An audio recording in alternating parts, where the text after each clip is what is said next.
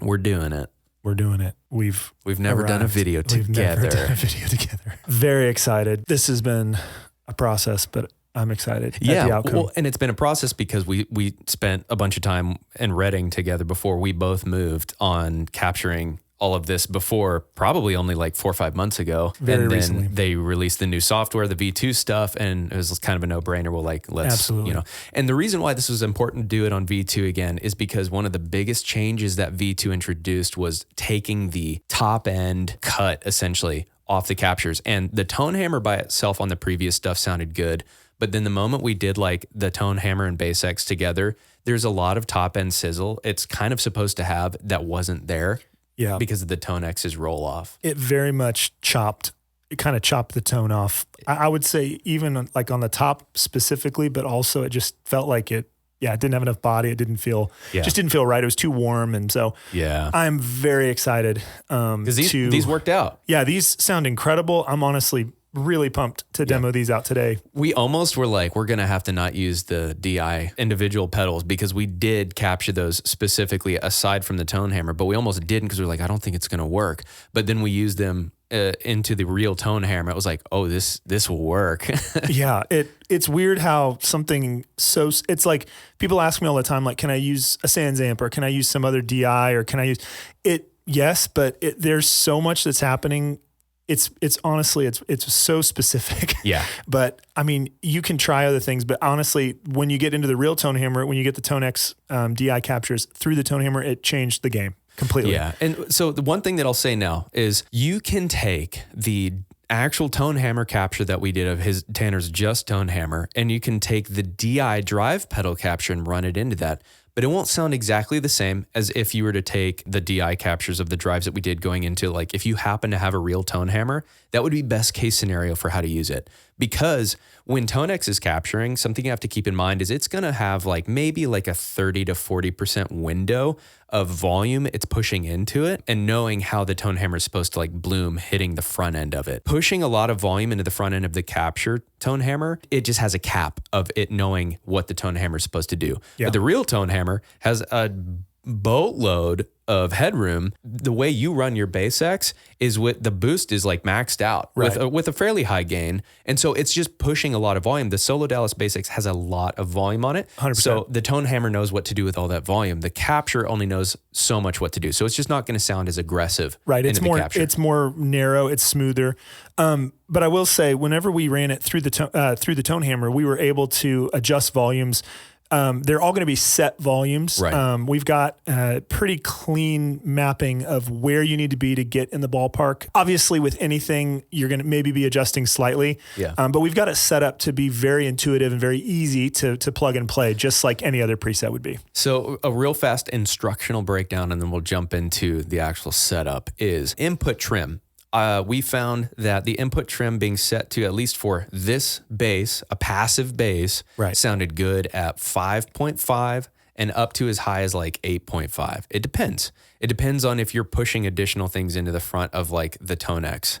If you're not, if this is like the front of your chain pushing into the rest of your stuff, 5.5 felt great. It felt like it accurately resembled the input of this bass going into the real tone hammer. So that input trim going into the capture tone hammer sounded perfect. It was great. Yeah. And then if you need to nudge it up a little bit more, you can. But 5.5 felt like a good middle ground. With the DI captures, there's 2 points of volume in a ToneX. One is the global volume, and then one is the preset volume. They will be listed in the descriptions of where you need to set all of those volumes. But global, our encouragement, max it out. And then that way, the individual preset model volumes will adjust. So if you're changing between different drive captures, the volume can adjust accordingly as it needs to. But global volume always stays across all your captures wherever you put it. Totally. So max that thing out so that will stay consistent. Then your preset volumes can change. Because different ones of these, once again, we will list them in descriptions, are going to vary based on how much volume the bass X is actually pushing and how much volume the Lollar Fuzz is actually pushing, which was less because it compresses more. 100%. So the bass X DI model volume should be 9.7. The Fuzz model volume should be 6.3. The Overdriver model volume should be 8.7. And then the 424 preamp model volume should be 8.0. Well, and it's funny because I feel like even with aggression, it's not a one size fit all. Like obviously what I'm doing fits perfectly with what I do, but maybe your churches or your events or your venues or your style would demand something slightly different. And honestly, maybe you run one ToneX into the other using the DIs and it actually works perfectly, rolled off. I mean, the funny thing is we were able to basically, the way that the ToneX was interacting with the other ToneX, we were able to duplicate that with my board. Right. It was just the boost being rolled off considerably. So it would essentially be like a different setting. It's just not the setting I would use. And so, the different forms of capture we have here are the actual tone hammer and then the actual tone hammer with each one of these different drives baked into each other. So you could take a single ToneX and then run it by itself as the entire rig and just cycle between different gain stages of like the one that says, if it says DI, that's just the drive pedal by itself. And so you can get away with you don't have to worry about everything we're saying right now where it's like you take the separate DI drive pedal and push it into the capture tone hammer. You don't have to do that. You can just change to the BassX capture with the tone hammer, or to the Overdriver capture with the tone hammer, and it sounds like identical, right? So you don't have to worry about all that. It's all about versatility. It's like some people have already invested in a tone hammer, so it's like, how can I still use my gear? Because the goal would not be for you to have to change much. The idea is we're trying to give you. The heart of this is to give you options, as many options as possible, which leads to kind of a fun little thing. We added a couple of different pedals. You want to talk about that, Kenyon? Yeah. So obviously we have Tanner's BassX here. We have his Lollar Fuzz, the signature drives he's been using. But there was a couple of others that we were like, let's expand on this thought process while you're here and grab a couple pedals off the shelf. And two that stood out to us that we experimented with before. One that we experimented with before is the RX Overdriver. It's one of my favorite drive pedals, and it works awesome with bass. It sounded very cool. Very, very cool. And then the other one was the recent JHS release, the 424 preamp. It's just vibey and it expands the low end. Yeah. And so for us, the Overdriver felt like it was kind of an in-between. And again, you can't see it, but he has 1,000 pedals sitting over here on a shelf. So we were like, well, let's just mess around here. And we do this often, but it was like, why not grab a couple that feel cool and maybe they're not something I have specifically on my board, but in a studio setting or honestly, maybe in a live setting, it might be something fun to add or include. But the Overdriver felt like it was sort of like an in-between the tone hammer and the BassX. It rolled off the drive a bit, and then the JHS pedal felt like it was just this expansive.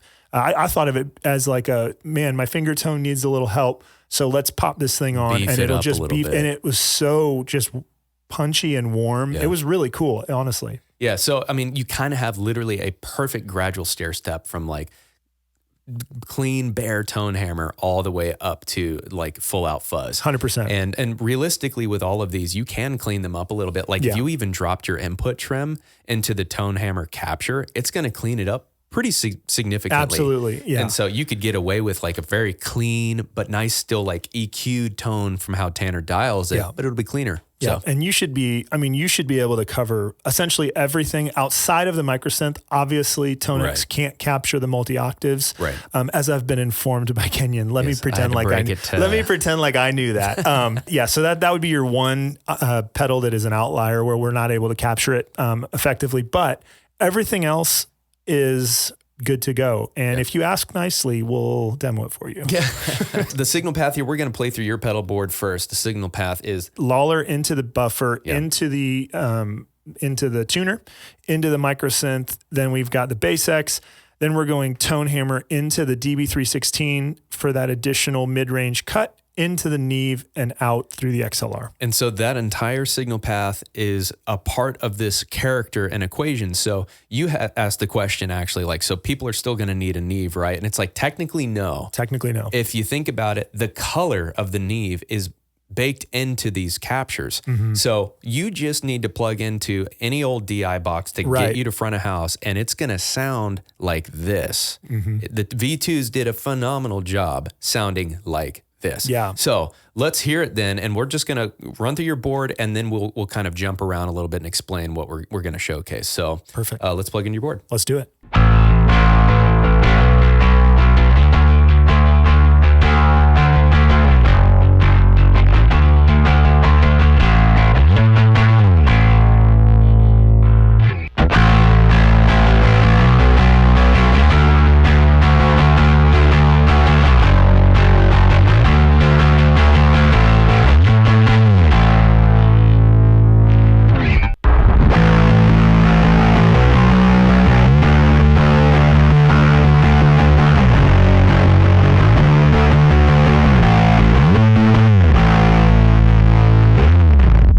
let's jump over to, we're going to go straight into the ToneX and hear the captures of the tone hammer, and then the tone hammer with all of the drives baked into one capture that you would be able to use with one singular Twinkie size ToneX. I've got the bigger ones here, but you can use it in as literally small as that. You could have it in your back pocket, show up to a gig and plug into it, and you're going to sound like this.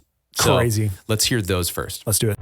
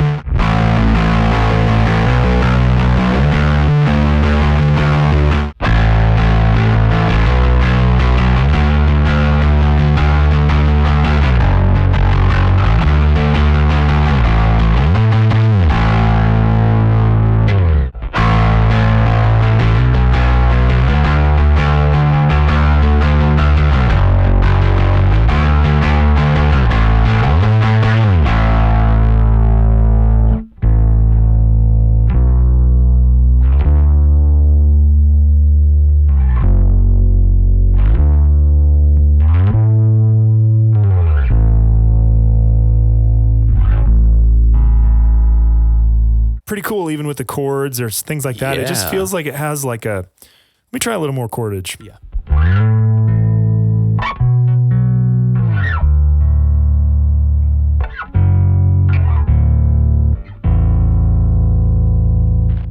Just has such a cool warmth to it. Yeah, and it's not overly aggressive. I mean, when you dig in, it can get there, but it's like your finger stuff was like, it was massive low end, but not distorted by any means. So if you're just like only a finger player, that's going to give you so much size to work with. Well, click it back to the tone hammer, and we'll show the difference, just the tone hammer by itself.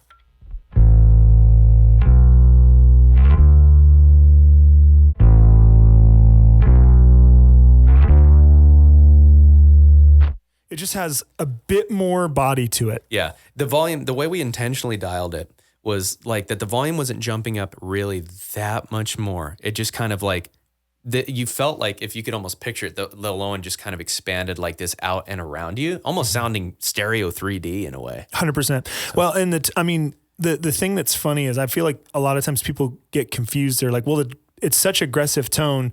How can I make it smooth? And it's like, you can absolutely still play with your fingers and all of that. So let's just take the original tone hammer one here for a sec, and then let's just dial the input trim a little cleaner. So why don't you just go ahead and just start playing.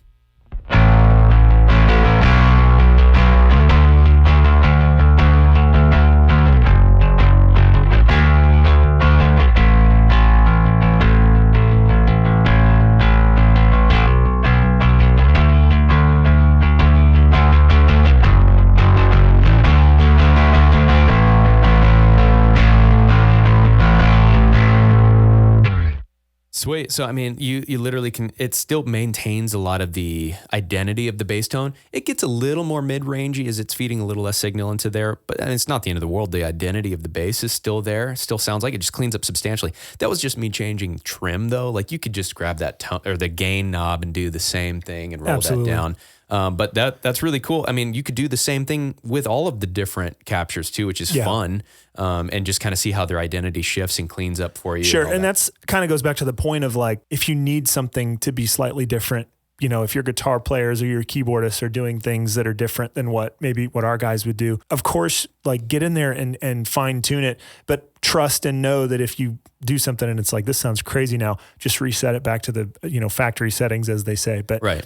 Which, because factory's everything noon at 5 on the dial. That's like neutral. And so, you know, volume on this, I'm not doing anything crazy with volumes here. The model volume is 5, the master volume, global volume's 5. It's just the drives, the DI drives, that a lot of that information has to do with like pushing volume, because that's the way a lot of these pedals are dialed, to push volume into the front of the amp acting pedal here, the tone hammer. Okay, so those are the core captures that you could just run on one single ToneX. Let's hear actual DI pedals going into the real board. So if you have a tone hammer, or if you have the Sans amp like you're talking about, or if you have a Nobles, these are going to sound accurate to the real thing. But the only thing to consider is like, you know, these were designed and dialed to hit the tone hammer a certain way. Yeah. So your tone is obviously going to vary depending upon the preamp or pedal or whatever you're running into, based on the way you dialed the gain. It's like a use with discretion, because obviously like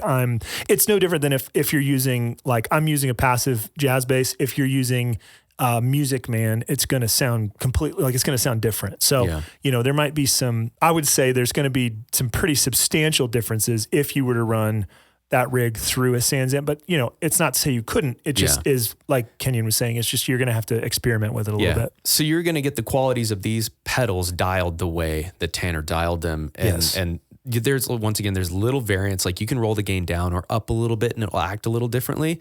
But as long as you set the volumes ballpark, what we're saying here, you know it's going to be pushing correctly into whatever you have set up. And if you need that to be less volume, you can.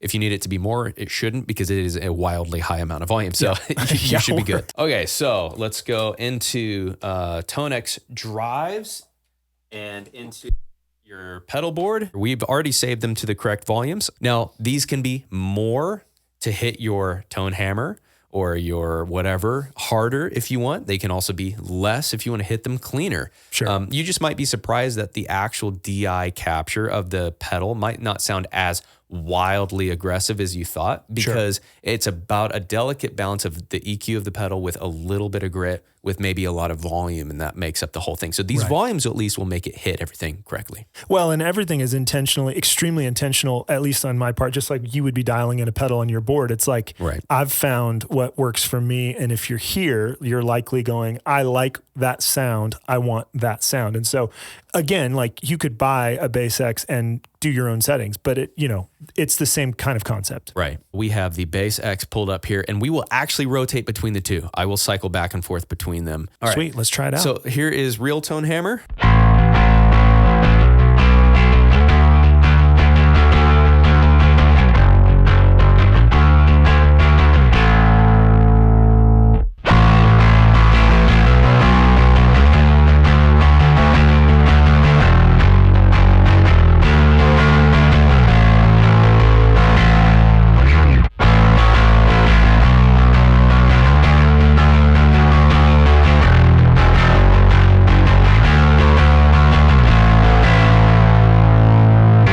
Now I'm just going to cycle between the two.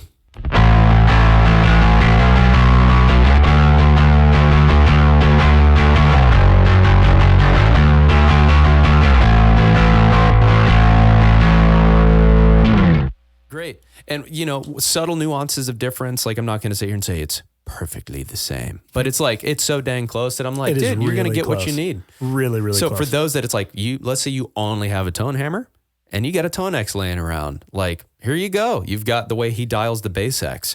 Let's do the same now with the Lollar Fuzz. Sounds good. So here's real Lollar Fuzz.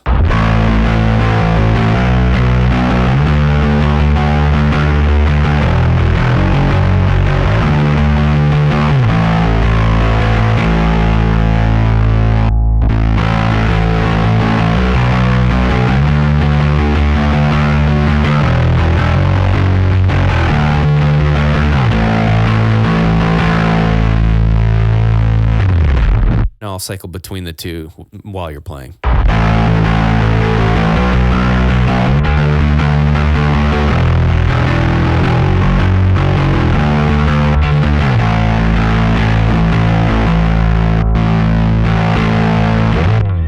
we're not going to throw in the real Overdriver and real 424 just because we'd have to rip the board apart, but we're just going to show you what they sound like going into the real tone hammer. So here is just tone hammer by itself for a sec. Okay.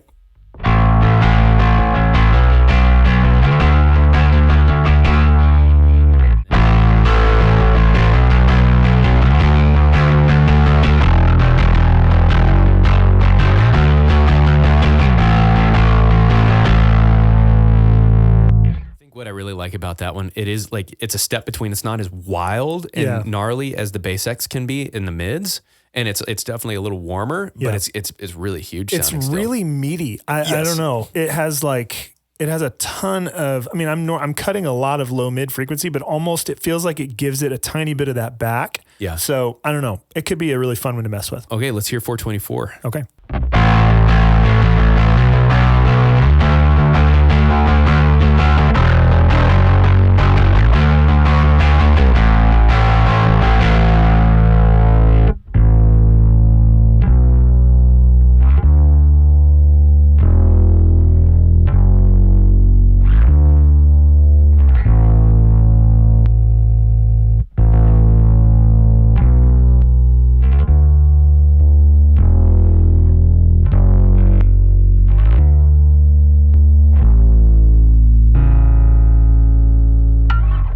Sweet, like you hear it's a lot of overtones. It gives it more overtone information, which is honestly so cool. I definitely enjoy that pedal. Yeah. So now you just got to squeeze a ToneX on your board, and then you'll be able to cycle between all of these. I need to first of all squeeze a Lollar Fuzz on my board because that is not on my board. Right. Last thing we have that we can just look at is, since we talked about it, is daisy chaining these two ToneXs to run these DI drives into the captured tone hammer. So let's say you have two ToneXs and you want to try to simulate the ability of like having the control over the separate drive going into the captured tone hammer. You can, but like we were talking about, it doesn't yield the same result as just the captured version.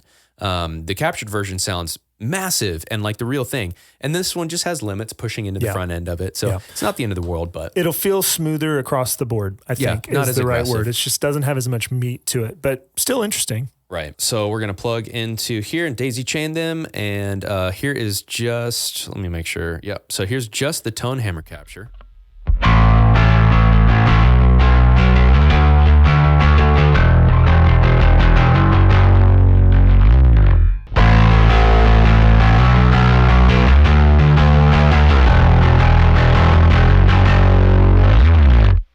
Here is the Bass X and tone hammer capture.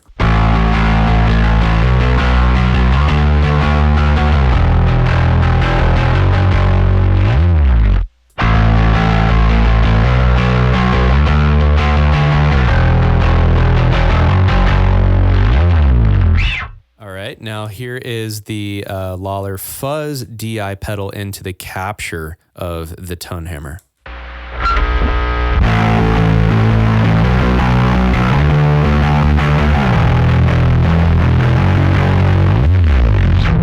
Here is the actual Lollar Fuzz capture with the tone hammer baked in.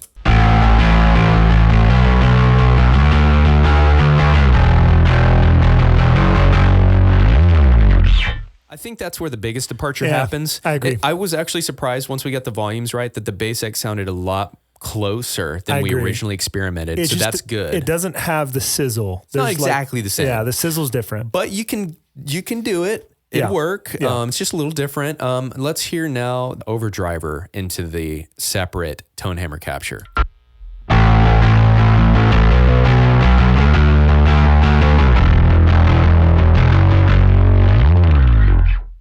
And then here is the actual Overdriver and tone hammer capture.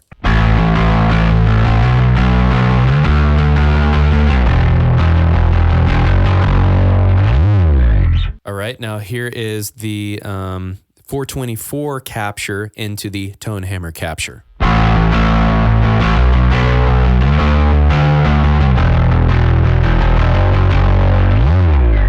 And then here is the 424 and tone hammer capture together.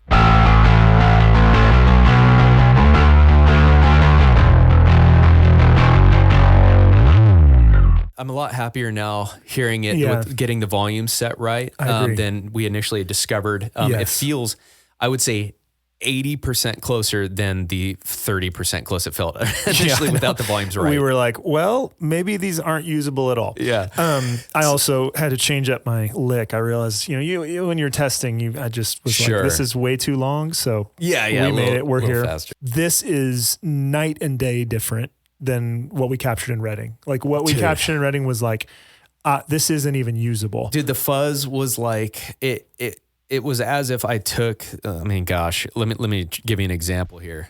Go ahead and play.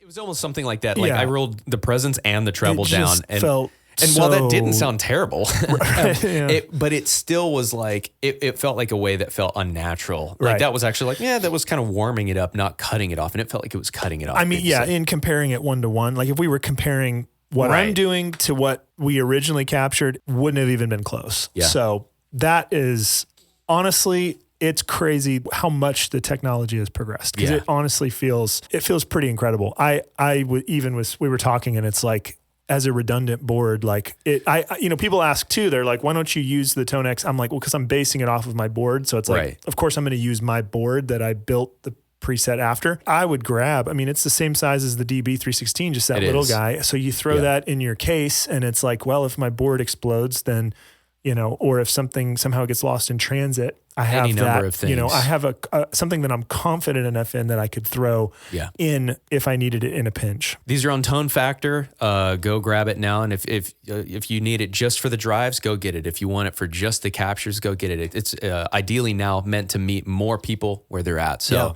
go to tonefactor.co.